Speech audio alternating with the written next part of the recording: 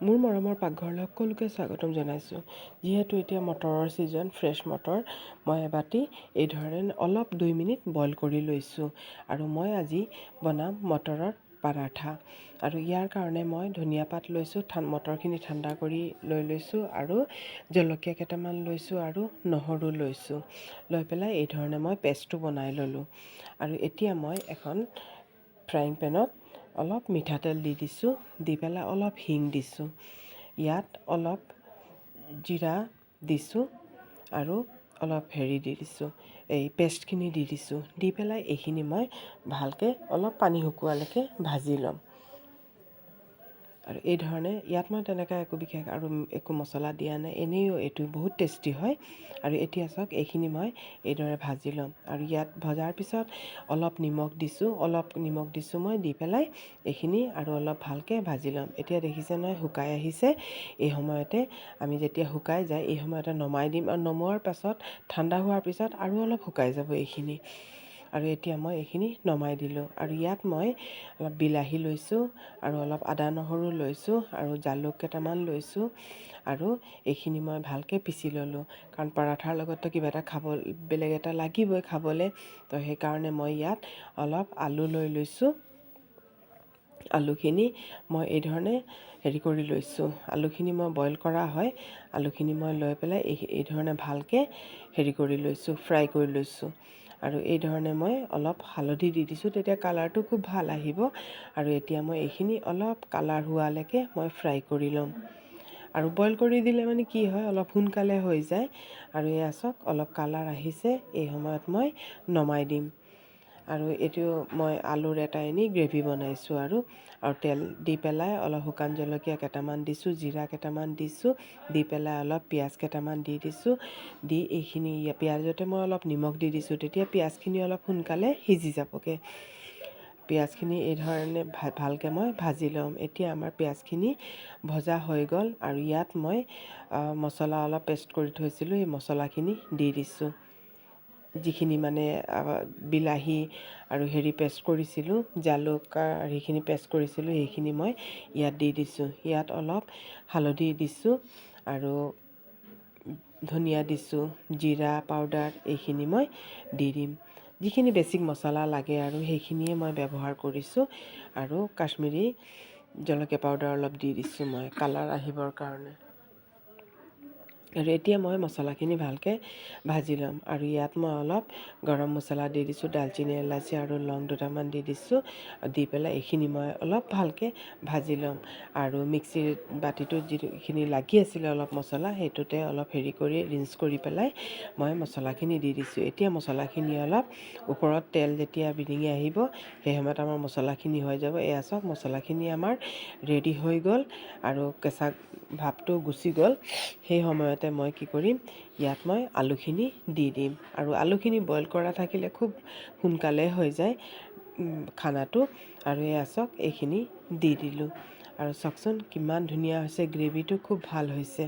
আৰু ইয়াত অলপ শুকান লাগিছিলে, কাৰণ আলুখিনি যেতিয়া উতলাই পেলাই মই নমাম আৰু ডাঠ হৈ আহিব। সেইকাৰণে মই অলপ পানী দিছোঁ, দি পেলাই এইখিনি মই ভালকৈ উতলাই দিম। আৰু ইয়াত মই আটা লৈছোঁ। আৰু যিহেতু মই পাৰাঠা বনাম মটৰৰ, আৰু এতিয়া মই ইয়াত 2 কাপ আটা লৈ লৈছোঁ আৰু অলপ ৰিফাইন অইল লৈ লৈছোঁ আৰু অলপ নিমখ দিছোঁ, কাৰণ যিহেতু মটৰটো অলপ নিমখ আছে, অলপ নিমখ দিছোঁ। দি পেলাই এইখিনি মই ভালকৈ মিক্স কৰি ল'ম। আটা আৰু তেলখিনি মই ভালকৈ মিক্স কৰি ল'ম। আৰু মিক্স কৰি মই ইয়াত ঠাণ্ডা পানী নিদিওঁ, মই ইয়াত উতলা গৰম পানীহে দিম। কাৰণ ঠাণ্ডা পানী দিলে পৰাঠাটো অলপ পিছত ঠাণ্ডা হোৱাৰ পিছত টান হৈ যায়। আৰু এই ধৰণে উতলা গৰম পানী দিলে পৰঠা একেবাৰে গোটেই দিন থাকিলেও কোমল থাকে, একেবাৰে কোমল থাকে মানে। আৰু এয়া মই আটাখিনি মাৰি ল'লোঁ। আৰু এতিয়া মই আমাৰ ইফালে আলুখিনিও হৈ গ'ল।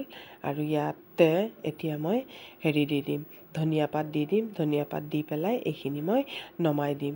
আৰু চাওকচোন কিমান ধুনীয়া হৈছে। পৰাঠাৰ লগত খাবলৈ এইখিনি খুব টেষ্টি হয় খাবলৈ। নিৰামিষো হয়, কিন্তু তেতিয়াও খুব ভাল হয় খাবলৈ। আপোনালোকে এবাৰ বনাই চাব।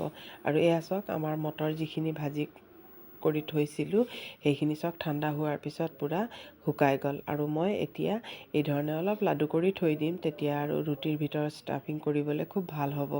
আৰু এই ধৰণে মই এইকেইটা লাডু বনাই থৈ দিছোঁ। আৰু এতিয়া মই ৰুটি বনাম। ৰুটিখিনি মই এই ধৰণে মাজত লাডুটো এই ধৰণে মই কৰি ল'ম। খালি মাজৰটো বেছি নকৰিব, ছাইডৰ ফালেহে প্ৰেছ কৰি যাব। আৰু ইয়াত মই অলপ আটা দি দিছোঁ। তেতিয়া কি হয়, ৰুটিখন মানে যদিও অলপ তিতাও থাকে মটৰখিনি পেষ্টখিনি, তেতিয়া আটাখিনিয়ে শুহি ল'ব আৰু ৰুটিৰ বাহিৰলৈ নোলায় আৰু খুব ধুনীয়া হ'ব ৰুটিখন।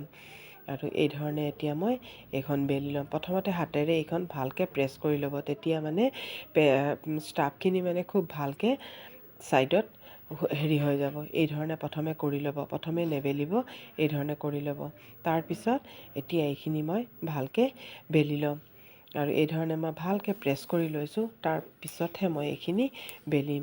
আৰু আটা অলপ দি পেলাই মই এইখিনি বেলি লৈছোঁ। আপোনালোকে যদি ভাবে এইটো ময়দাৰেও বনাব পাৰে, বা চাউলৰ গুড়ি থাকিলে চাউলৰ গুড়িৰেও এই ধৰণে মটৰৰ পৰঠা বনাব পাৰে।